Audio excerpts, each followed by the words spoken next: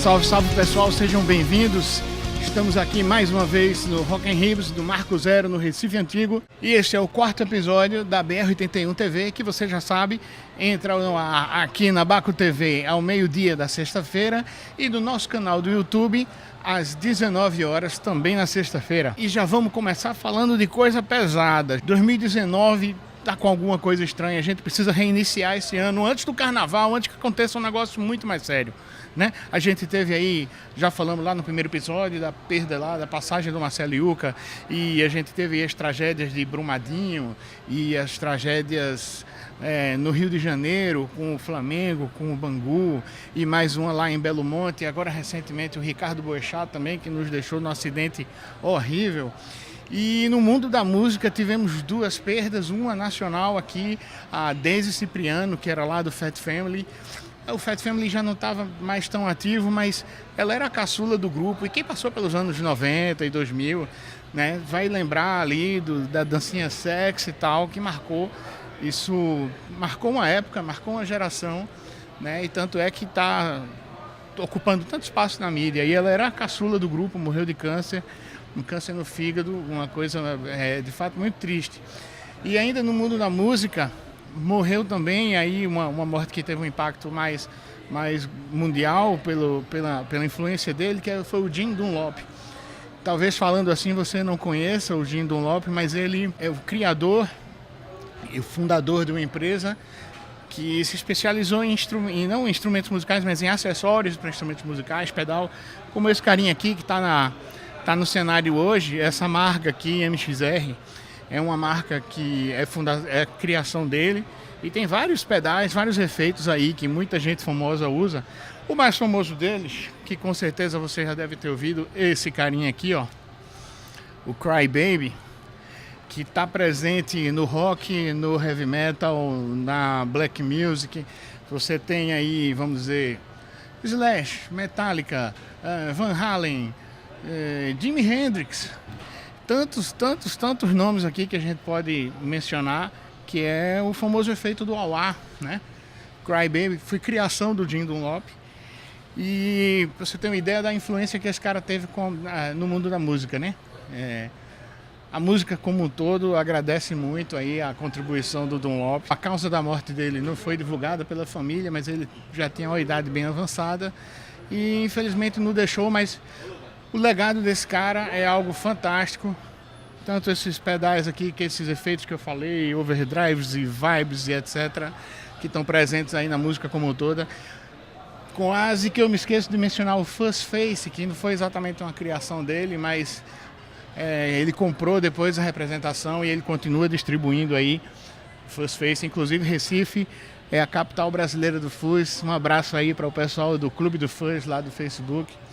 E infelizmente, bom, começar o ano com esse cenário assim deixa a gente até meio desesperançoso, mas vamos lá, a gente tem que acreditar que dias melhores virão e que essa nuvem negra vai passar aí, vai abrir um sol bacana pra gente. Vamos esperar que pelo menos depois do carnaval a coisa melhore. Ainda falando coisas tristes, coisas que metem medo na gente, o Black Sabbath, que estava com uma turnê programada, cancelou várias datas porque Ozzy Osbourne tá na UTI, tá bem doente e já teve infecção respiratória, sai da UTI, volta para a UTI, e as informações ainda são meio desencontradas. Uns sites informam que ele continua lá, outros que não. O certo é que as datas foram suspensas e a gente manda aí força para o Ozzy sair dessa situação tão Ozzy, fazendo um trocadilho aqui horroroso, né?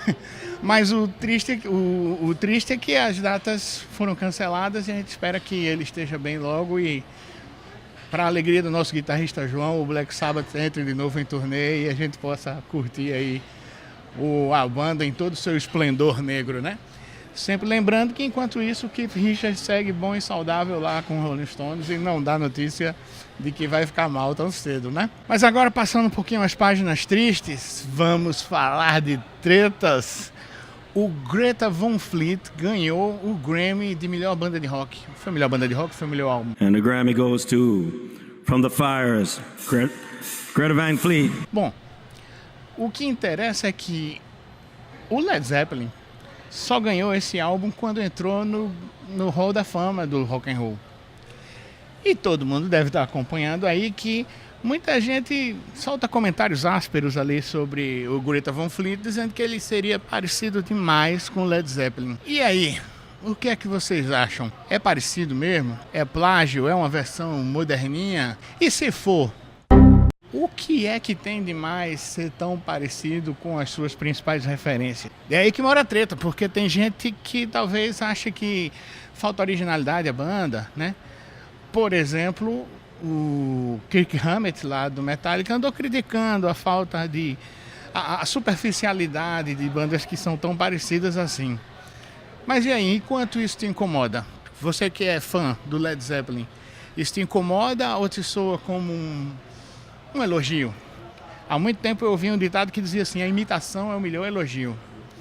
Mas até que ponto? Eu não vou opinar e vou deixar a treta rolar um pouquinho mais. Coloca aí embaixo nos comentários, vamos fomentar essa discussão, essa treta. Me diz aí o que é que você acha. Se a gente tiver bastante comentário aí sobre isso, a gente volta esse tema aqui e aí a gente alimenta um pouco mais essa treta. O que é que vocês acham? E agora, mudando de assunto, nem vem de garfo que hoje é dia de sopa. Você já ouviu essa frase? Essa frase é título de uma música de Wilson Simonal. E o Wilson Simonal vai ter sua vida retratada num filme, né, que estreia esse ano, ainda está sem data. Quando tiver a data a gente deve trazer aqui e deverá ser no segundo semestre. Mas é interessante falar de Wilson Simonal por causa do seguinte: nos anos 60 ele chegou a ser uma estrela ali que competia muito fortemente com o pessoal da Jovem Guarda, né? Ele chegou a ter um contrato com a Shell, que foi o contrato mais bem pago da época. E ele foi um sucesso estrondoso, também tinha um programa de TV. E se você não ouviu falar tanto dele, é porque na década de 70 ele se envolveu em alguns problemas e ele foi acusado, na verdade, de ser um delator, né, para o regime militar. Alguns artistas da época foram fortemente perseguidos pelo regime militar e, infelizmente, ele foi envolvido aí em numa questão que, na verdade, nunca foi muito bem explicada. Até hoje não se sabe exatamente o que aconteceu, mas a verdade é que ele foi envolvido como delator para o regime militar e caiu meio que no ostracismo, foi considerado pária, né, da música popular brasileira, foi muito discriminado e a carreira dele entrou no declínio, infelizmente, porque ele era um talento absurdo. Se você procurar, você vai ver que ele tinha, além de uma voz fantástica, um carisma fora de série. Em 2009... o pessoal ali acho que o Cláudio Manuel do Cacete Planeta produziu um documentário chamado Ninguém Sabe o Duro que Deu, Ninguém Sabe o Duro que Eu Dei, né?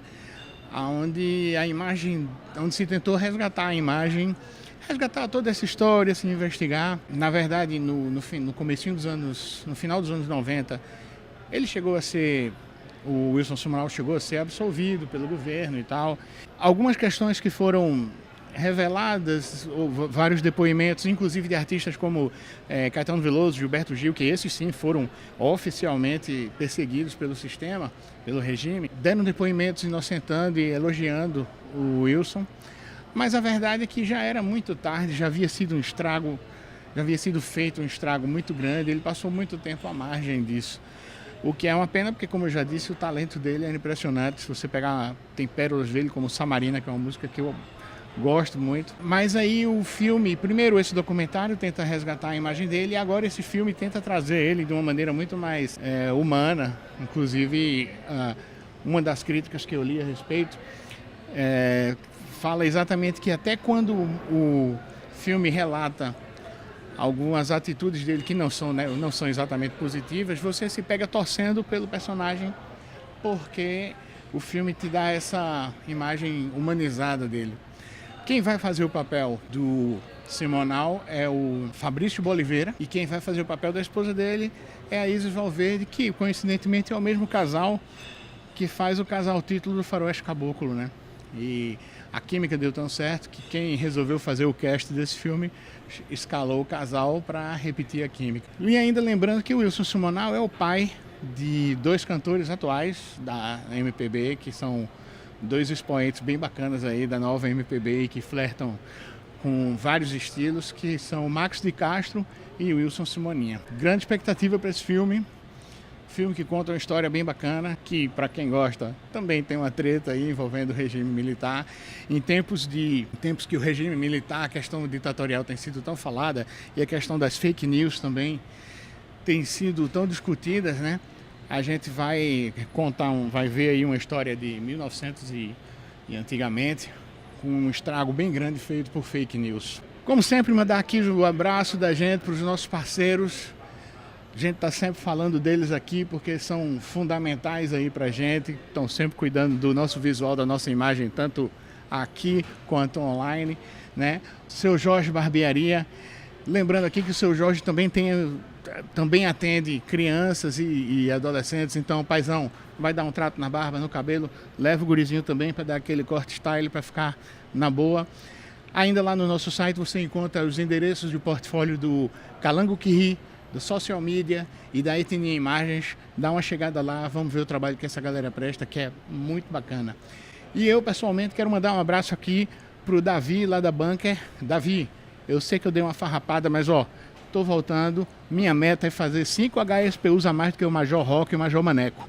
Anota aí que eu vou fazer, hein? Abração Davi da Bunker.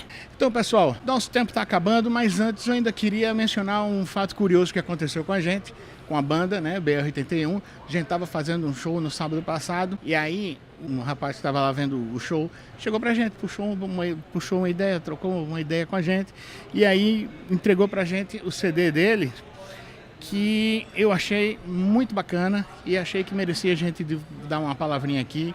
O nome do projeto é Mar Assombrado e o nome do álbum é Canções do Farol. Tá um trabalho muito bem produzido, do jeitinho que eu gosto, com encarte, com letra, com créditos. E o cabeça do projeto é o André de Sena, né?